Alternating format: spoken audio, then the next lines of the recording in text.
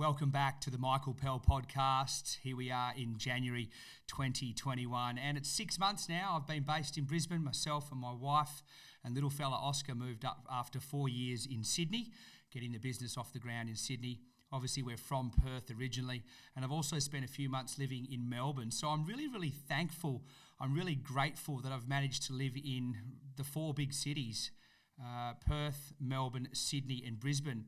Love them all in their own specific ways, but gee, they're very different, and I think that's what makes Australia so diverse. You've obviously got the hustle bustle of Sydney, the big city, the New York or London of Australia, obviously the traffic issues that go with that, but the absolute beauty of the beaches, of the coastline of Sydney. You've got Melbourne, which is very different, but almost as big as Sydney, the sporting capital of not only Australia, but almost the world. Obviously, it gets very chilly down there and made it tough for me when I was living there, but the pub culture, the social scene, the restaurants of Melbourne, just so amazing.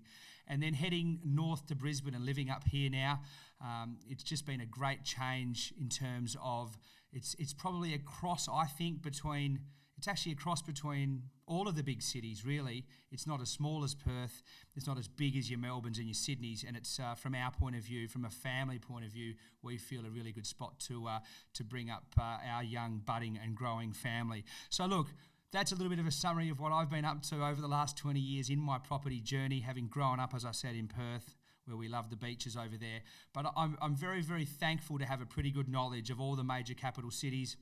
And then within that, myself and my research team, we dive deep in not only the state, the city, but then the specific suburb. When we're recommending a particular property for our clients, we're not just throwing a dart at the map and saying, hey, buy one in Brisbane because Brisbane's going to go up 20%. We're delving deeper into that, and we're looking into the suburb, the specific suburb, and then we're looking at the area, the jobs, the infrastructure, the economic growth, the demographics, who's living there, why are they there, and how long are they going to be there for? What are they doing for work in the suburb? Are there opportunities for their incomes to be increasing, or are they stuck on incomes that are really flat? All of these questions we run through as a team at IPP Australia as we put together our research documents for our clients, which are very detailed, 30 to 40 pages of individualised research for each individual client. And it's very specific. Your budget might only be $350,000. We've got areas that we might be looking at WA or Perth. Your budget might be $700,000, so you might be looking more at a Sydney or New South Wales.